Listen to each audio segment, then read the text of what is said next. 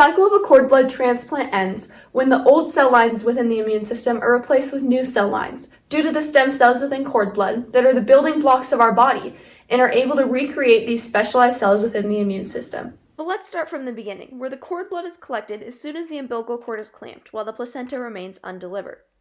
From here, the family has a decision to make, whether they want this unit of cord blood to be donated to use for someone else, which has a lot of requirements, or banked to use for personal use in the future.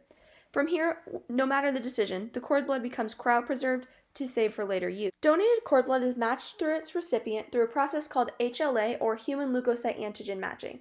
Human leukocyte antigens are the markers on your cells, which make your body recognize your cells. Similar to how people recognize you for your eye or your hair color, these are markers that tell your body that these are your cells.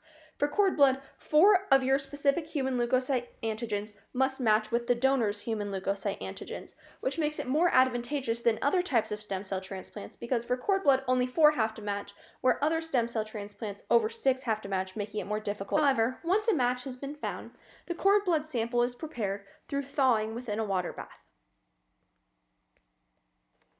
From here, the recipient will be conditioned, which is where their bone marrow is removed and their immune system is depleted in order for the cord blood to be able to recognize this and go in. Now it's time for the transplant. After the recipient is conditioned, the cord blood enters the body. Here, the cord blood cells are entering the body and they hone to the damaged bone marrow because they can recognize damaged areas. From here, they go through a process where they stick to the bone marrow called engraftment. And from here, when they are within the bone marrow, they produce specialized immune system cells that are needed to form a healthy immune system and beat whatever disease the cord blood recipient has where they are in need for a transplant. 2 diseases that are eradicated by the use of a cord blood transplant are leukemia and sickle cell anemia.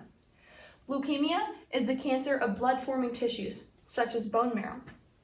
Leukemia can be treated as when the body is conditioned and stripped of its immune system and bone marrow, it is able to rebuild a healthy immune system with specialized cells, not including the cancer within the blood-forming cells, as it's used the fresh new stem cells to produce all of its immune system.